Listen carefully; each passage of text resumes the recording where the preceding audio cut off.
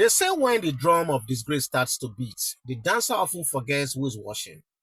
And this time, it's Madam Kemi Olunloyo again, dancing with two innocent children caught in the middle of her colomenta.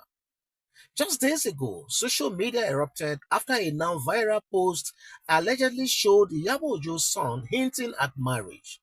It was meant to be a proud, playful family moment, but out of nowhere, Kemi Olunloyo allegedly descended on the boy like a raging storm, spewing curses so foul, even hardened netizens were left shaking. And yours sincerely, got a snippet of that thing and I was outraged myself. And since then, I've not been opportune to, do a reaction on that. And that is why I'm doing this right now. According to multiple sources, Kemi went ballistic. She allegedly declared that the boy would end up like the late singer Mohbad. May his soul rest in peace. Yes, Mohbad, you heard me well. The talented artist whose southern mysterious spy still haunts millions of Nigerians till today. And she did not stop there. Mind you, she didn't stop there. She reportedly claimed that his future wife, will be the one to buy him. Can you imagine this coming from a mother like that? That's not just outrageous. That's spiritual violence, I tell you. To which spy, upon a trial over a mother's social media post, even people with no stake in the drama were stunned. And I tell you, a lot of people were indeed very stunned and the reaction of Kemi. But Auntie Kemi did not stop there. Oh. You know her now. If she's bringing on violence, she brings it, and most time without control. She allegedly moved on to the daughter, Cürsês Ojo. Kemi was said to have predicted that Priscilla's marriage would crash and that she would remarry again. This was not ordinary dragging. This was public, deliberate, and calculated destruction targeted at the children of someone she has a long-standing beef with. But let me just say at this juncture that, look, I don't think it makes sense to get the children of Yabojo involved in this. I think it is condescending too low, and it doesn't even speak well about her. If I just reading this and just reacting to this alone, it makes me feel so sad right now. How did we get here? How did Kemi condescend to this all-time low, for God's sake? Now, let's not pretend this is not the first time Kemi Olunloyo has said something very, very controversial. She has always been a very controversial figure and she thrives on controversy. Okay? Her name is practically a brand for Bascos, for those of you who know her very well. She's had beef with nearly every corner of the Nigerian entertainment industry. But this time, I think she crossed a sacred line. Because no matter how deep the animosity, no matter how loud the online drama, you don't drag children into adult battles. It's not just cruel. It is culturally unacceptable. I tell you. In Yoruba land and in most African cultures, children are regarded as innocent extensions of destiny. To curse a child, even indirectly, is to invoke consequences from spiritual realms you may not be able to handle. And I think by this action alone, Kemi has already, provoked the spirit realm. And I hope she'll be able to handle the fallout of that. That's why the backlash came swiftly and even fiercely. Fans, critics, even neutrals, they flooded Kemi's page with fire and fury. For those of you who followed that moment, many question her sanity. As a matter of fact, yes, a lot of people question her sanity. And people have always questioned her sanity anyway. Others reminded her of her past, how her alleged mental health struggles should not give her license to harm others. Some even prayed for her, asking God to heal her, and God to heal whatever bitterness or confusion that drives her to such level of darkness or more. Now, let's roll back a moment. Where did this all start from? Okay? The bad blood between Kemi and Yabojo has been brewing for years now, for those of you who know them very well. Okay? From past disagreements over activism, to harsh comments about Baba Ijesha trial, to social media insults. Both women have thrown shades, okay, in the past. But what makes this current battles more disturbing is how Kemi keeps shifting from insults to outright curses. And this, like I said, is just unacceptable. At some point, one must ask, is this about clout? Is it about staying relevant? Is it about pain? Or is it a deeper spiritual resentment? Because nobody just wakes up and says, your son will buy like Mobile. I mean, who does that? Unless something inside of them is terribly broken. Honestly, if there's nothing broken inside, how do you just wake up and you say somebody's son is going to buy like Mobile, for God's sake? The audience is not blind. They are watching. And many are beginning to ask, is Kemi all right? Is Kemi okay?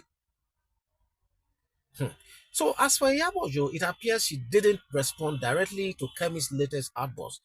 Maybe apparently because she has come to understand that look, it is not every time you make noise. Sometimes you make the loudest noise by silence itself.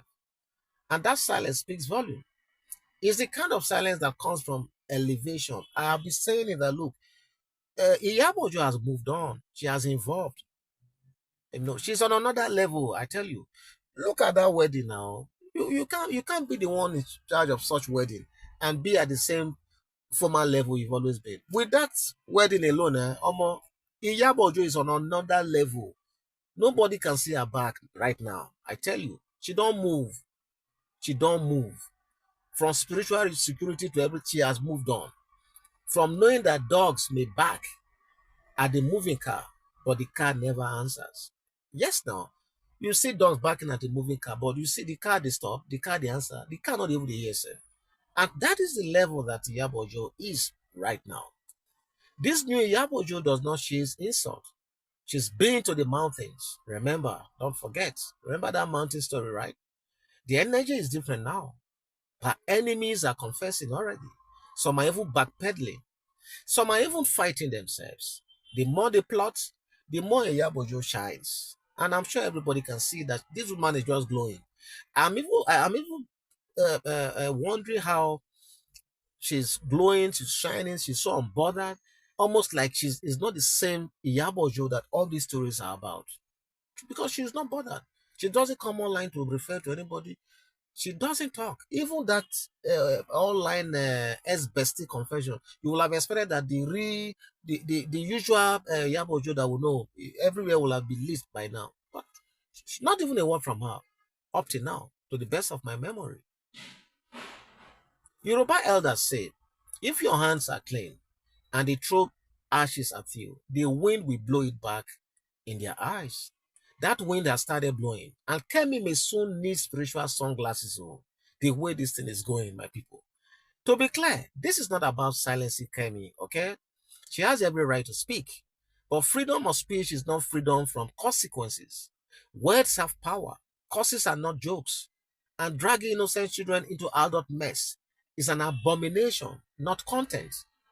In case she doesn't know, this cannot be content.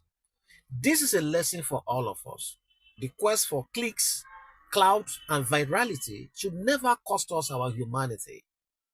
You may trend today, but if what made you trend was darkness, you will eventually pay for it, either in regret, in isolation, or in spiritual recompense.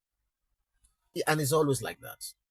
Kemi Olunloyo has every right to dislike Yabojo, but she has no right to wish evil upon her children. Yes, she has no right to do that. That's not journalism. I must tell her. That cannot be journalism. That's not commentary as well. That's cruelty, as far as I'm concerned. Pure cruelty. And it says more about her than it does about the woman she's attacking. Okay? As for Yabojo, she remains untouchable. Because when your life is covered with grace, even your silence becomes a sword. Kemi should take note. Those who try to bury Yabojo spiritually are now leaking coded confessions and fighting among themselves, as we all can see all over the social media. Or is it that Kemi is not seeing that? So if Kemi thinks attacking Yabojo's children will break her, she's not only misinformed, She's playing a dangerous game, I tell you. And in this game, people have started falling without bullets. I hope she knows this. I hope Yabojo, and I hope Kemi knows this already. Let all be guided, I tell you, my people, in life. Never let your bitterness turn into what you once condemned. Because once you start causing the innocent to hurt the guilty, you have lost the battle already. And maybe even your soul. Not just the battle, maybe you have also lost your soul in the process. And with this, my people, I just want to say, those of you who know Kemi very closely, you people should take the message to her. It is so wrong, completely wrong to put a curse on another one's children. That is not acceptable. I don't think there's any culture in the world, especially in Africa, and particularly in the among Yorubas, because these two women are Yoruba women. I don't think there's any part of Yoruba culture that allows that. It is an abomination as far as I'm concerned. So for those who know Kemi very well, I think they need to reach out to her to make a public apology regarding the mention of those kids, those causes particularly. If she doesn't do that, for God's sake, whatever consequence that cause attracts, if it bounces back to her, whatever it is, I mean, it means she's the one that asked for it. Okay? And with this, my people, I want to leave this story right here because I don't want to make it too long. What do you think about this Kemi Olunloyo's reaction? Do you think she did right? Do you think she needs to apologize? What is your position on this? Please feel free to go to the comment section and leave your thoughts right there. And hopefully yours sincerely will meet you right there. Hopefully to take the conversation further. God bless you. I'll be right back. Bye-bye.